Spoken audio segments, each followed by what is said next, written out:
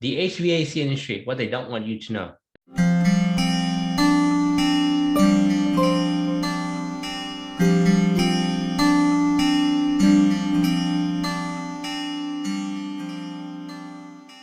When you're looking to buy an HVAC product, it's not clear what is the best product for you. And you're often bombarded with a number of brands, lots of options, but really behind the scenes, what is the truth behind all your options? If you understand the industry, you'll realize that most of the industry, 90% of the industry is controlled by 6 major companies. UTC, which owns Carrier, as well as the products underneath them, including Bryant, Payne, Day and Night, Keep Right, Trane and American Standard are one company. Riemann Root are the same company as well. Daikin owns Amana and Goodman. And Lennox owns a number of brands, as well as Johnson Control, which controls Luxair, York, Hitachi, and Coleman. So really behind the scenes, you may think that there's a lot of options, but in reality, there's a few major players that control most of the market.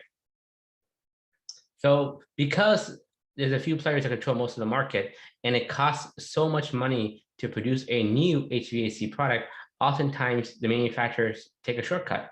So here is an example from Mitsubishi, Trane, American Standard. So a couple of years ago, Trane and Mitsubishi formed an alliance to create a entity to sell their products in the United States.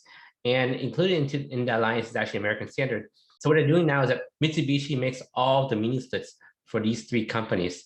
And oftentimes it's the same product that's rebadged under a different brand, under a different name. So let's look at an example. So here we have the same unit that's made for Mitsubishi, for Trane, American Standard. They just changed the model number slightly, but from the outside and the features and the documents and the specs, it's the same exact product. As you heard before, Carrier, Bryant, and Day and Night is under the same company. So Carrier produces this product called the Slim Condenser, which can be fit in this very small, compact space. Well, they only produce one product, and they sell it across various different channels. So the Carrier 14, the Bryant 14, and the Day and Night 14 compact are the same exact product. These are the same product. They just take the pictures from different angles and they just rebadge it afterwards. So usually what they do with this type of product, because it's so expensive to make a new product, they would produce everything in the same manufacturing facility. And at the very end of the line, they would just change the badging of the product to fit the brand that they're trying to sell to. So here you can see them copying themselves. So Hyo's website and Day and Night's website is basically the same. You have the same icons, the same layout, the same text to explain their offering. And you look carefully at their product site, you can see that the products are in the same orders. That means that the first product is the same as the first product of Day and Night versus Hyo.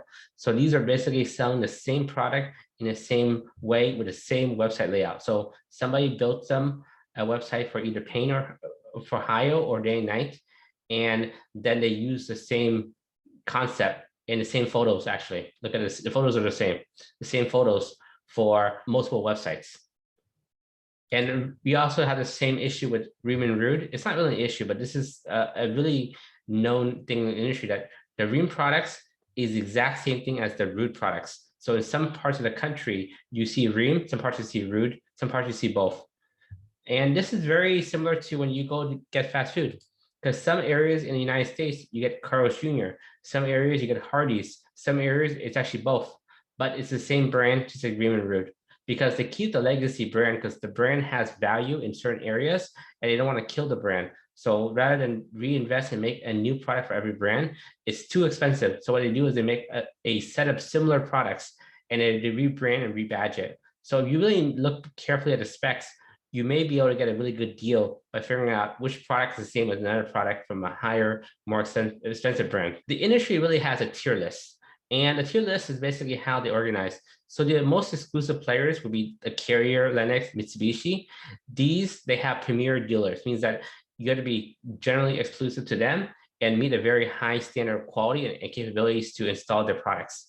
Below them is the Bryant, the York, the day and night. These have somewhat exclusive relationship, means that you have to open an account with them, but they're not as exclusive or as intense to become a dealer as the top tier. And in the mass market products, these are products that these brands offer for generally anybody. So you're a handyman with a credit card, you can purchase a Goodman, a Coleman, or a Payne. And the reason why they produce a mass market product is that they want to have a product that's affordable on the low end for handymans to purchase, but they also want to have higher, more expensive products on the more exclusive scale for reputable dealers to sell to more high-end and luxury properties. So these may be produced by the same company, but they have different tiers in terms of their offering, and they create these tiers in order to be in as many markets as possible. It's like Toyota. They produce a Toyota car. They also produce the Lexus. BMW owns Rolls-Royce, and BMW also manufactures a number of different brands as well.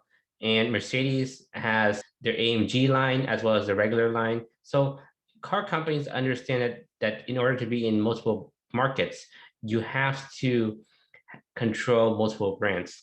Just like Volkswagen, Porsche, these are the same companies, but they differentiate their products very well, differentiate the market in order to maximize the yield in the market. So that's the same thing with air conditioning. There's a lot of brands, but it's owned by a few major companies. And sometimes, if you're lucky, the products are similar from brand to brand because they're using the same manufacturing, same product. So you really want to get a good deal. Let's say you don't want, the Carrier is too expensive, and you look at carefully at the Bryant product. If the specs are exactly the same and the inside is exactly the same, it may be the same product. And they're just saving some time by making the same product multiple times. So what are some things that they don't want you to know? The first one is that 6 major brands manufacture about 90% of all HVAC products in the United States. There are many brands available, but only one company owns several brands and positions them differently in different markets. It costs hundreds of millions of dollars to produce a new HVAC product. It is easier to rebadge the same product multiple times. Manufacturer depends on distributors to sell their products. By having 2 competing brands, they can have 2 distributors sell the same product rather than having one in the market.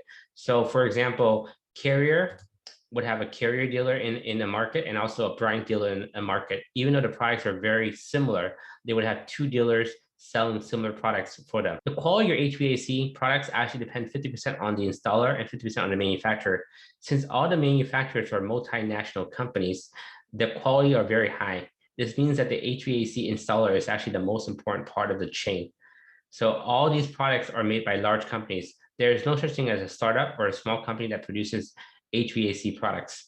So the installer is actually the most important thing to look for in a market. So you find a good installer, you find someone that you can trust, you find someone that shows pictures of their work, that has quality work, then you're gonna be set for a very good experience. If your contractor is really good, they will know behind the scenes of the industry. So they can tell you the difference between quality, reliability of products, and dispel some of the things that are true innovation versus marketing. These are some of the things about the HVAC industry that they don't want you to know. Now that you know them, you have a more informed way of talking to your contractor, figuring out if your contractor really understands the market and if they really have the knowledge about how the products work. And the contractor that understands the market are usually the contractors that do the best work.